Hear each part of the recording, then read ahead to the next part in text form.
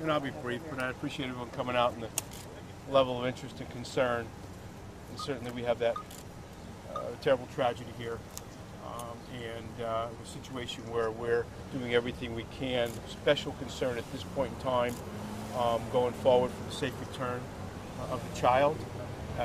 It's our understanding that she is not here, certainly with what appears to be her father, and our department, in conjunction with any other appropriate law enforcement, is on that.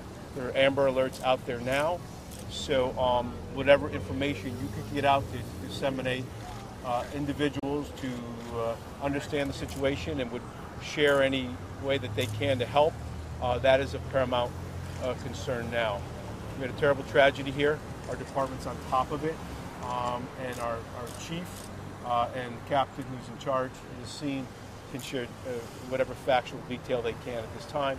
We obviously have a lot of information already. I've certainly seen a lot of it on the news, and I've been a party to the Amber Alerts too. We appreciate the Amber Alerts.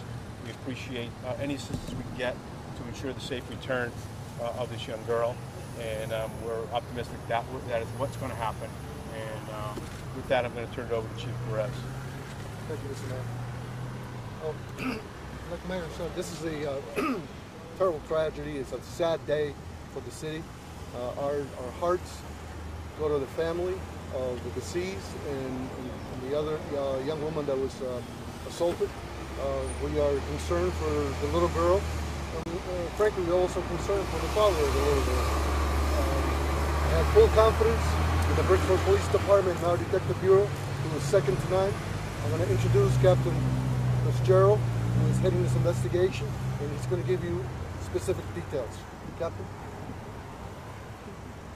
Okay, so at 2:45 this morning, we began to receive 911 calls about a dispute at 69 Greenwood Street in Bridgeport.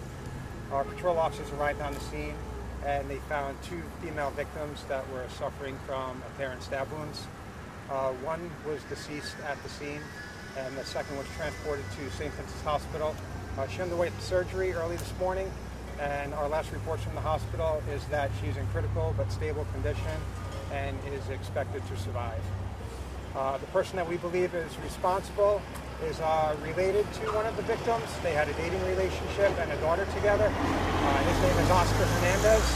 He's a 39-year-old Hispanic male.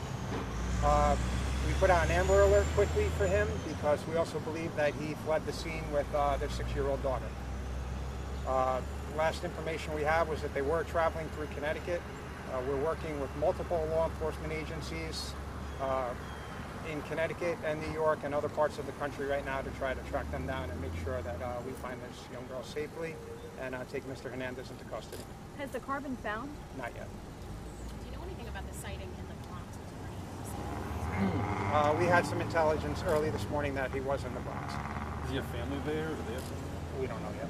Captain, we're hearing reports that vehicles are being stopped all across the state. Is that because there's a vigilant effort across the state to look for this vehicle? You know, people try to do the right thing and they see the information on TV and hear it on the news, and if they spot a vehicle that they think is the one we're looking for, yeah, sure, we want them to call 911 so we can take a look at that vehicle. You have names of the victims for us? Not yet, later on. Brian, we heard the police have been called there several times. Were they all domestics, and how many calls did you get? I don't believe that information is correct. We ran through our in-house 911 system, and today was the first day that we've been to that house since 2012. Okay, this man known to the department?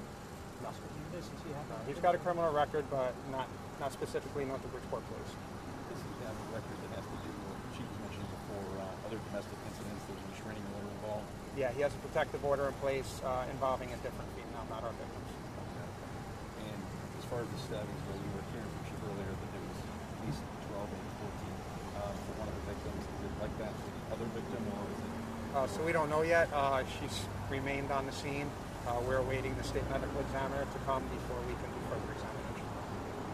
Do you believe that he might be dangerous now to others as well? You know, obviously he was at the time. We don't know what his state of mind is right now. We're certainly concerned about the 6-year-old girl's well-being, and we just want to make sure we get her safe. Were you able to recover a weapon here? We're still working on the scene. So later on today, if we have more information to put out, we're going to put out more information. But right now, that's all we have.